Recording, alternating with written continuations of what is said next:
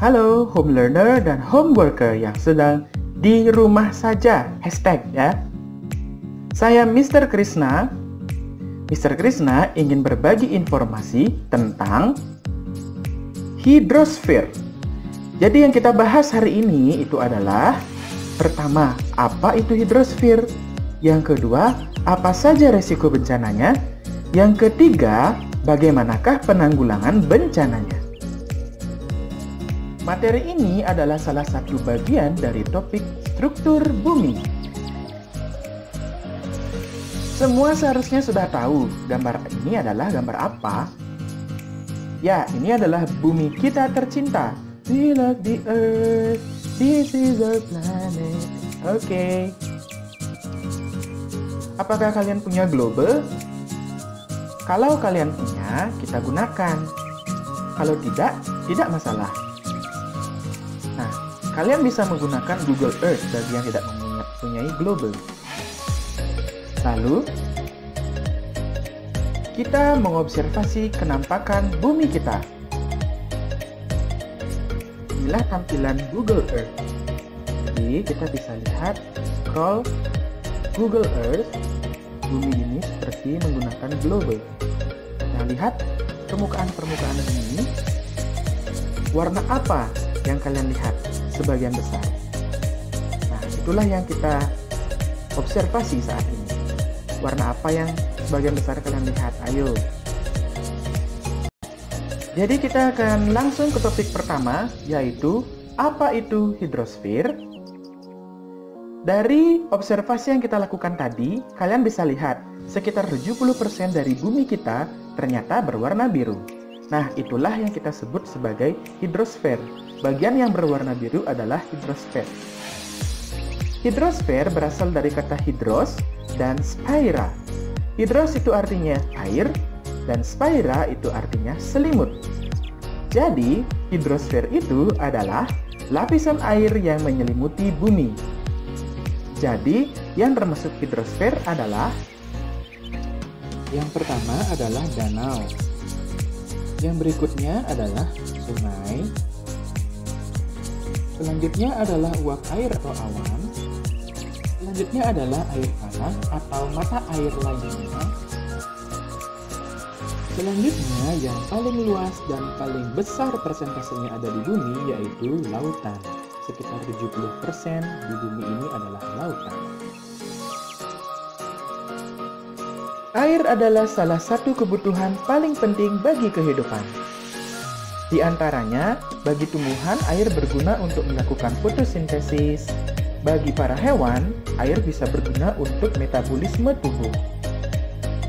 Apakah air akan habis digunakan oleh makhluk hidup? Nah, siklus air adalah jawabannya. Yang membuat air tetap ada dan tersedia bagi makhluk hidup adalah siklus air atau disebut juga dengan siklus hidrologi. Masih ingat kan tentang siklus air? Ini adalah pelajaran yang kalian dapatkan saat di bangku SD.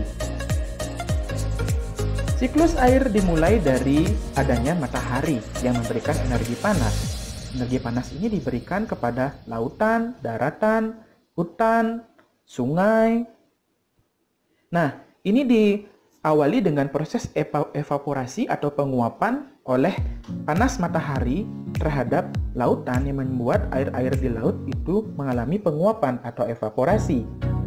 Selanjutnya, tumbuhan dan hewan atau makhluk-makhluk hidup itu juga menghasilkan air. Airnya itu akan menguap dari tubuh mereka yang disebut juga dengan transpirasi. Tidak hanya air itu, ada juga air yang berasal dari danau, berasal dari sungai, di mana air itu berada di daratan atau air tawar. Itu juga mengalami evaporasi. Evaporasi ini akan dilanjutkan oleh kondensasi. Kondensasi ini berarti terbentuknya awan. Awan ini terbentuk karena mengalami pendinginan. Uap air mengalami pendinginan, berkondensasilah menjadi awan. Lalu awan ini akan terus berkondensasi hingga menjadi awan hujan yang sangat berat. Nah, awan hujan ini akan terbebani oleh banyaknya air-air atau titik-titik air, lalu titik-titik air ini karena terlalu banyak akan turun atau mengalami presipitasi. Apabila presipitasinya itu berupa air atau hanya air hujan, maka disebut juga dengan presipitasi cair. Apabila berupa padatan, yaitu seperti turunnya salju, maka itu disebut juga dengan presipitasi padat. Presipitasi padat biasanya dapat menghasilkan gletser atau es yang membeku di puncak suatu pegunungan. Nah, baik dari gletser maupun presipitasi air cair ini nanti akan dilanjutkan oleh proses infiltrasi, yaitu masuknya air ke dalam tanah. Dan ini akan membuat adanya mata air, adanya air tanah, adanya gletser yang menghasilkan air menuju ke sungai, atau mata air yang menghasilkan air yang mengalir ke sungai. Selanjutnya, mata-mata air ini yang nantinya mengalir lewat sungai akan mengalir terus hingga ke laut. Lalu proses ini akan berulang-ulang, mengalami evaporasi lagi, kondensasi lagi, dan presipitasi lagi, lalu akan turun lagi, mengalami infiltrasi, begitulah seterusnya, sehingga disebut sebagai siklus. Air tawar tetap ada selama siklus hidrologi tidak terganggu.